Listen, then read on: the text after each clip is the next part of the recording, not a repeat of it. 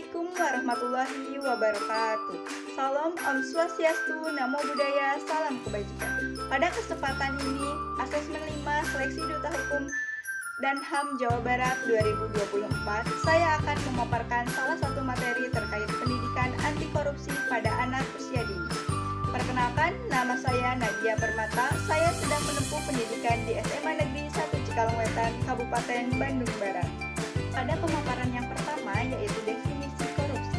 Korupsi adalah tindakan yang dilakukan oleh pejabat publik di mana mereka menyalahgunakan kepercayaan publik yang dikuasa kepada mereka untuk mendapatkan keuntungan sepihak. Lalu ada dampak negatif dari tindakan korupsi. Korupsi memiliki banyak dampak negatif yang merugikan masyarakat dan negara.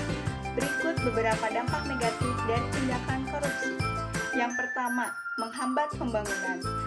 Jadi, uang yang seharusnya digunakan untuk pembangunan infrastruktur seperti jalan, sekolah, dan rumah sakit malah masuk ke kantong pribadi. Ini membuat fasilitas umum menjadi buruk dan masyarakat tidak mendapatkan pelayanan yang layak. Lalu, yang kedua, ada meningkatnya kemiskinan. Jadi, korupsi ini menyebabkan distribusi kekayaan yang tidak merata. Uang negara yang seharusnya digunakan untuk program pengentasan kemiskinan hilang karena korupsi, sehingga rakyat miskin menjadi sulit keluar dari kemiskinan. Lalu yang ketiga, menurunnya kualitas layanan publik.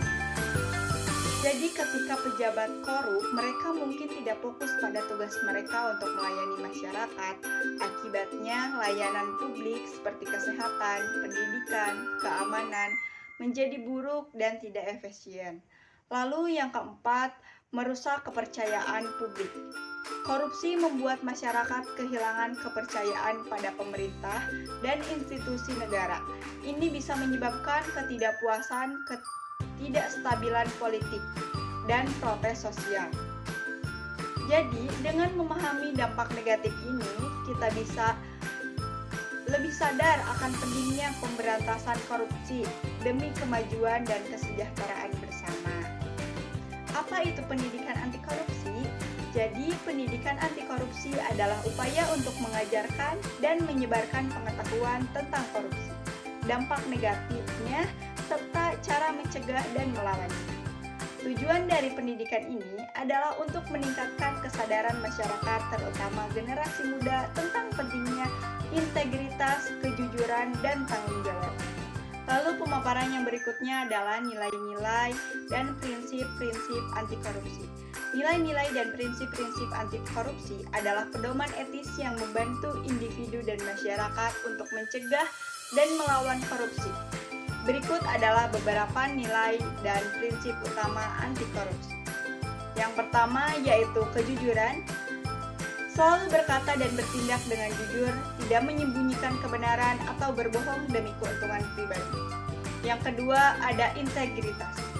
Memegang teguh prinsip moral dan etika dalam segala tindakan, serta tidak terpengaruh oleh godaan untuk melakukan hal yang salah. Yang ketiga, ada transparansi.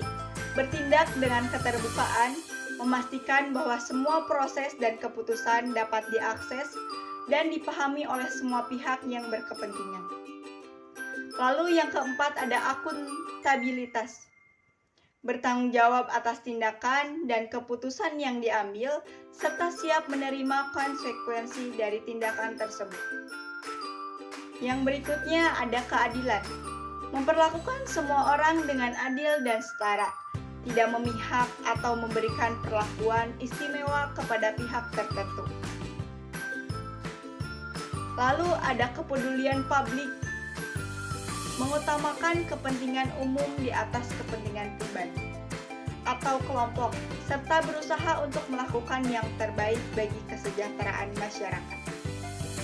Yang ketujuh ada profesionalisme, yaitu melakukan tugas dan tanggung jawab dengan kompetensi dan etika yang tinggi, serta berusaha untuk selalu memberikan yang terbaik dalam pekerjaan. Yang kedelapan ada etika, mengikuti standar moral dan norma sosial yang berlaku, serta menjunjung tinggi nilai-nilai positif dalam setiap tindakan. Yang kesembilan ada keberanian, yaitu berani menolak dan melaporkan tindakan korupsi meskipun mungkin menghadapi resiko atau tekanan dari pihak lain. Jadi dengan menerapkan nilai-nilai serta prinsip-prinsip tersebut, individu dan masyarakat dapat berkontribusi dalam menciptakan lingkungan yang bersih, transparan, dan bebas dari korupsi.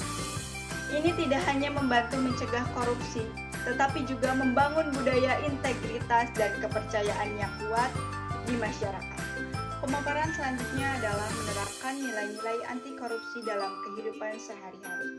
Yang pertama, menjaga kejujuran dan integritas dalam segala tindakan baik di lingkungan sekolah maupun di lingkungan sosial.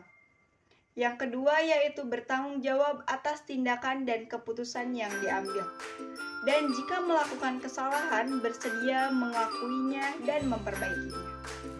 Lalu yang ketiga, menolak segala bentuk suap atau pemberian yang berpotensi untuk memengaruhi keputusan atau tindakan. Yang berikutnya adalah berpartisipasi dalam kegiatan pencegahan korupsi di lingkungan sekolah dan masyarakat. Yang pertama yaitu mengadakan kampanye kesadaran di sekolah. Ini bisa berupa pembuatan poster, penyebaran pamflet, atau mengadakan kegiatan khusus yang fokus kepada pendidikan anti korupsi. Yang kedua yaitu mengajak guru untuk mengintegrasikan topik anti korupsi dalam mata pelajaran tertentu, seperti PPKN atau sosiologi. Cukup sekian yang dapat saya sampaikan. Terima kasih. Wassalamualaikum warahmatullahi wabarakatuh.